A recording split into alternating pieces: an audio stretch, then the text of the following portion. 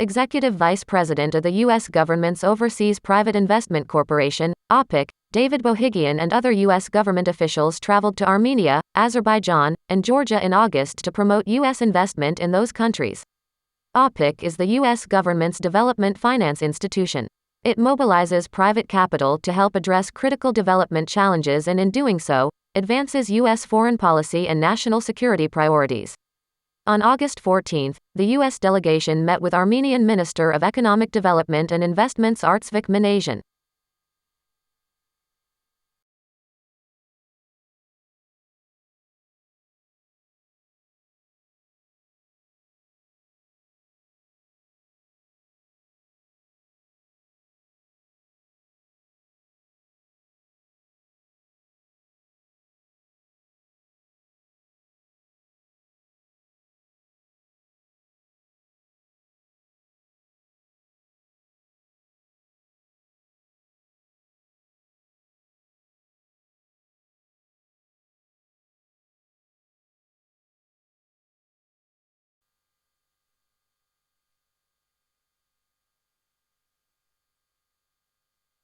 Within the past few minutes, the Election Commission in Kenya has declared that Tuesday's presidential election was won by the incumbent Uhuru Kenyatta.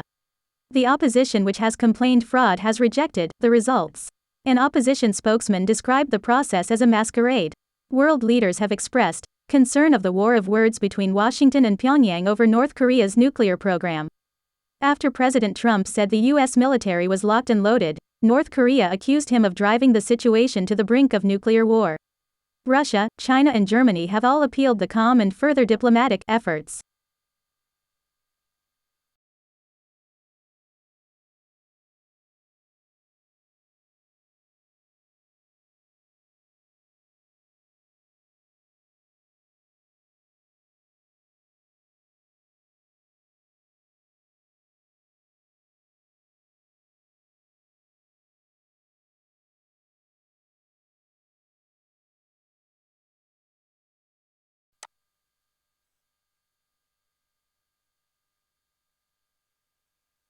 China is stepping up its efforts, so announcing a long-awaited plan to link up its southern Pearl River Delta into a massive hub of technology, research, finance, and innovation.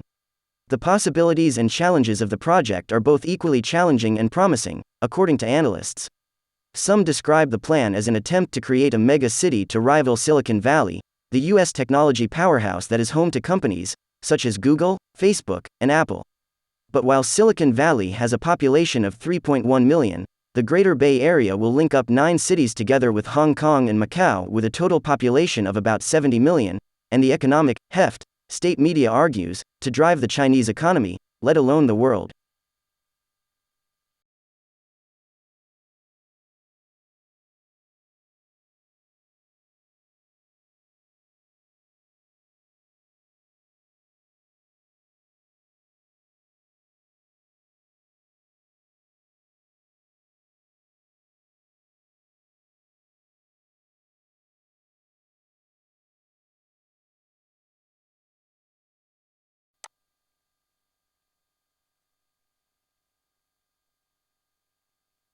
Heavy rains are expected to fall in a few weeks.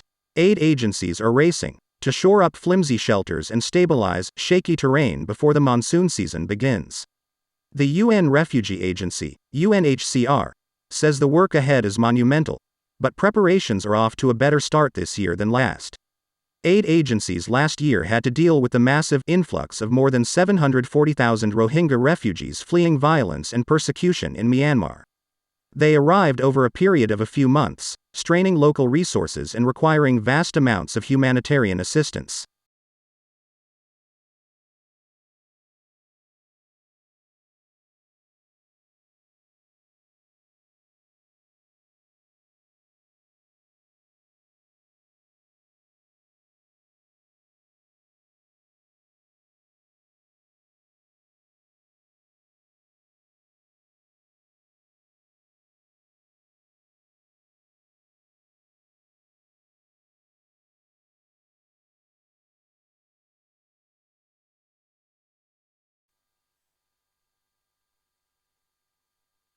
The World Health Organization says 12 years ago, India alone was responsible for almost 70% of all polio cases around the world.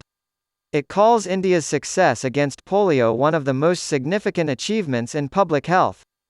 WHO officials say India's accomplishment proved the crippling disease can be eliminated, in even the most challenging circumstances with a strong political commitment. The number of polio cases has decreased from an estimated 350,000 a year to 33, since the WHO launched its global eradication campaign in 1988.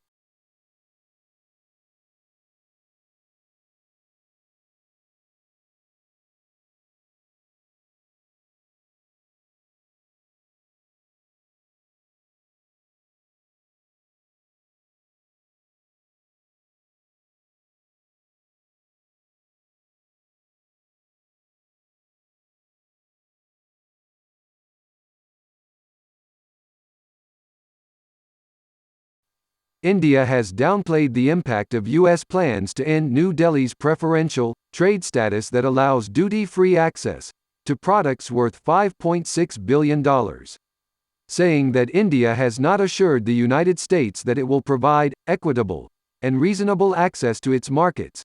U.S. President Donald Trump has directed the U.S. Trade Representative's office to remove India from a program that grants it preferential trade treatment.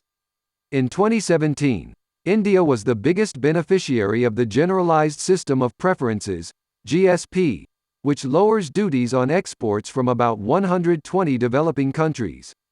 The Indian Commerce Secretary told reporters in New Delhi that India has no plans to impose retaliatory tariffs on U.S. goods.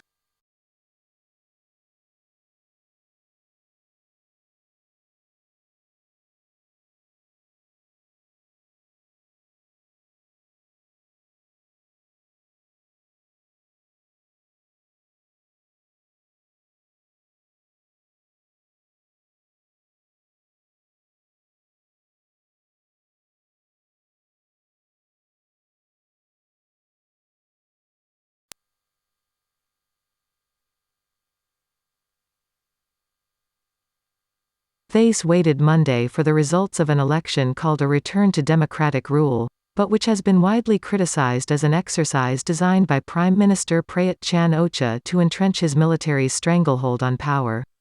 Preliminary official results released late Sunday showed that with 93% of ballots counted, the military-backed Phalang Pracharat party was in the lead with about 7.6 million votes. That's short of what would be needed for a majority in parliament.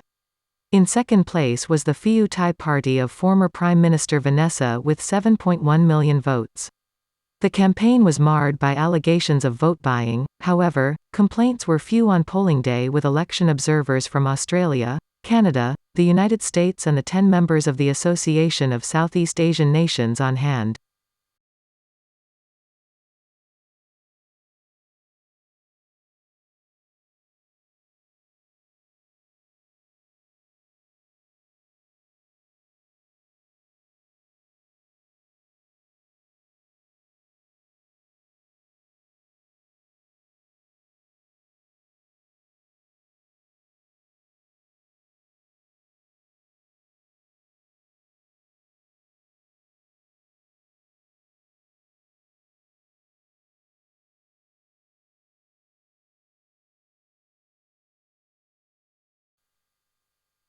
A waterproof drone is being used by Australian scientists to collect the highly treasured nasal mucus of migrating whales. The snot is rich with fresh DNA, viruses and bacteria, and is collected by a drone that hovers over the blowholes of humpback whales as they embark on their epic annual journey along Australia's east coast. From Sydney, Phil Mercer reports, whales, like all mammals, need air, and come to the surface to breathe through a blowhole. Vanessa Parada, a marine biologist at Macquarie University, says that nasal mucus indicates the health of the whale.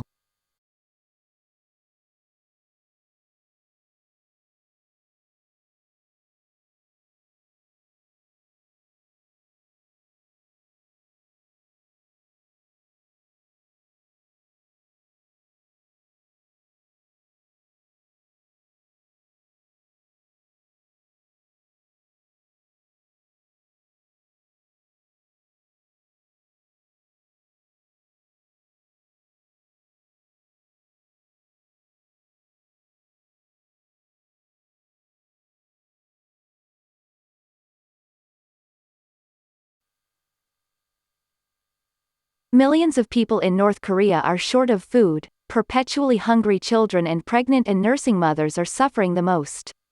The World Food Programme reports, South Korea's landmark donation, the biggest in more than a decade, will help ease the nutritional crisis faced by 2 million of this particularly vulnerable group of people.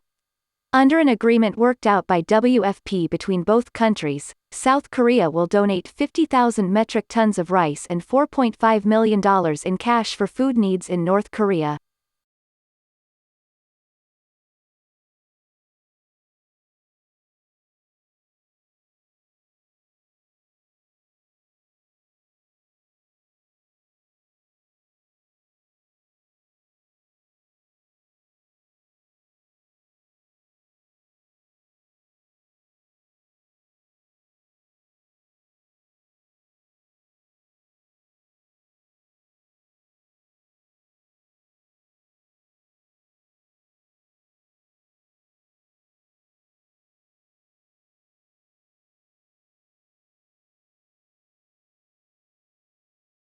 World. Significant parts of our cultural heritage are threatened by pollution, neglect, carelessness and greed. In learning the importance of our history, we come to understand the need to protect significant remains from the past so that future generations can come to understand their heritage.